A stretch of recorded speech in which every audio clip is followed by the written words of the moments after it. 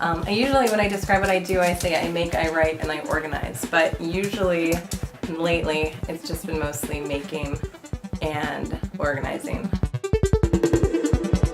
My creative power is more of a necessity than anything else. I get ideas in my head and they don't really let me go until I actually make them. And it comes from daily life, looking at museums, art galleries, talking to people. I get a lot of ideas at night, I write them down, and then I usually hold on to them until they actually come into existence. I keep a journal.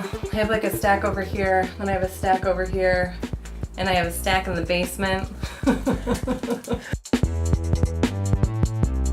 Oh, you know, personally, I don't think Milwaukee has to be sold to the world. I always think that it's the best kept secret in the United States. You think I so? used to have, I used to be a bartender, and I would have people come in from all over the country and sit at my bar. And they would look around and they couldn't believe how cool Milwaukee was. And that was always their reaction. And I would always lean in and say, just don't tell anyone. I agree. That's all good. Oh, Fred, you know it's both. I can't choose. Okay. I'm really lucky. I grew up on a little farm. My parents still live out there. And my sister lives on 40 acres of like wooded land out in the middle of nowhere. Yep. So we get to live in the city, we get to walk to restaurants, we've got the library right over here and all these great parks. And then this weekend I get to go hang out on a farm. And the kids get to get dirty and it's Right. great. If you're a country person in the city, you have a chance to go to Grant Park and go walk around. Yep. And if you're a country person like wanting city, then it's the opposite. You just go to a concert at the Paps. I feel like it's related to the last question. And I always gravitate towards the lake.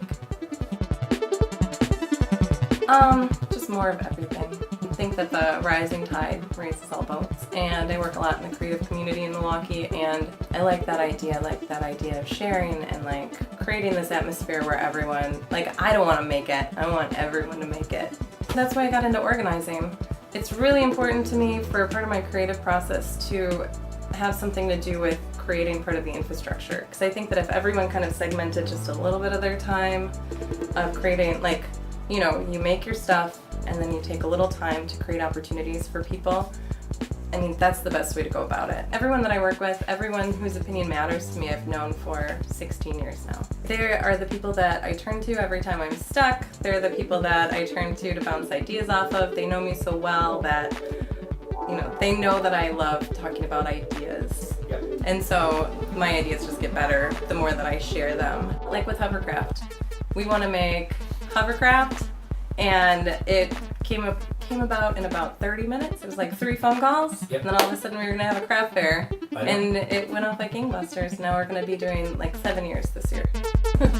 I thought of a good one. Okay, so my secret is that when I was growing up, I grew up in a hunting family, like super rural. I was taught to hunt by my dad and my grandfather. And when I was 14, I shot my first buck, and it was a 12-pointer. And it was so big that I couldn't haul it out. And I shot it on the wrong side of the hill.